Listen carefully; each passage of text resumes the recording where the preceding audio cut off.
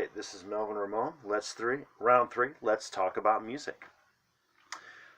First record I have up here, purchased just recently, the new album by Black Mountain. It's called Destroyer. It is out on, I believe, Jaguar Records.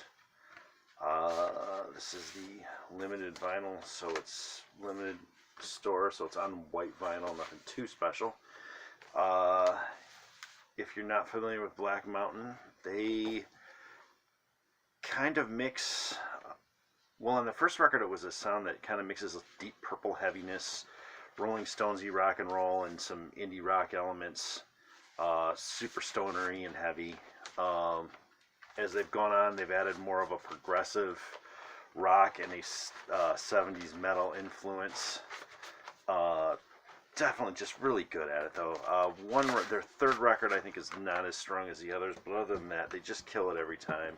I've just had time to spin it once, and so far I'm just really enjoying it. Super hyped on this one. Had a lot. I was pleased to begin with, and I'm super excited.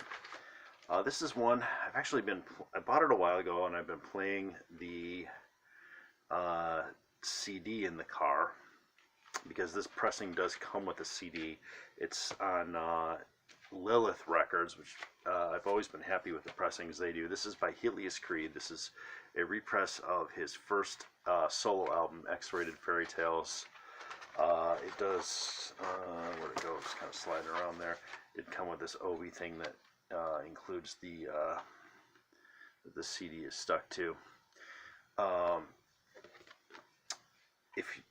Helios Creed was a guitar player in a band called Chrome. Chrome, they're often described as acid punk or space rock.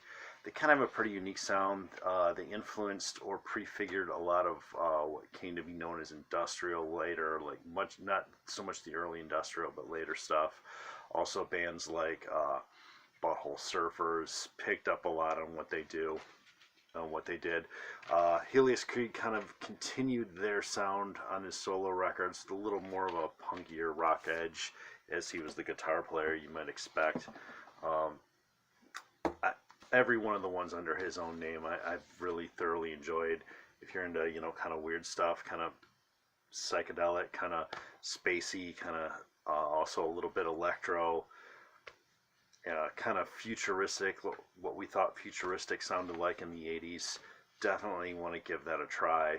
He's pretty unique, and his stuff is out there. It's pretty easy to find. A lot of it was on Amphetamine Reptile, which if you've watched a couple of my videos, you might know is one of my favorite labels. This is another thing. This actually came out on Record Store Day, and then it's still around. This came out on Third Man. It's a repress. Griot Galaxy Kins. This pressing is on kind of a weird black and white streaked thing here. It's a jazz thing, kind of funky in a lot of spots, kind of funk jazzy. Also, it gets kind of crazy and noisy towards the end. Definitely if you're into that kind of stuff. It's a Detroit thing, which is why Third Man Records out of Detroit decided to do it. I really enjoy it. I don't have a whole lot to say and describe about it, but that's what it sounds like, and I've been enjoying it. I picked up recently while purchasing a couple other things, The Great Cessation by Yob. This is their fifth album, I think. Oh man, I lost count of how many of these guys do. This is it's a few albums ago now. This is a repress of it. They're one of just the best stoner metal bands out there. Super long songs, almost kind of verging into like Neurosis, Isis territory of really atmospheric, but also just crushingly heavy. And the singer, Mike Sheet is his name, has just this just intense vocal style, just really super powerful and moving on top of being just crushingly heavy.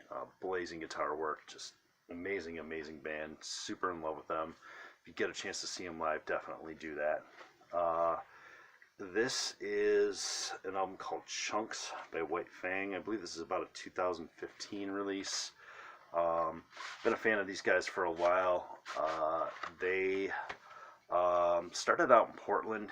I think they live in California now. They've been associated a lot with Burger Records, which is what this is pressed on.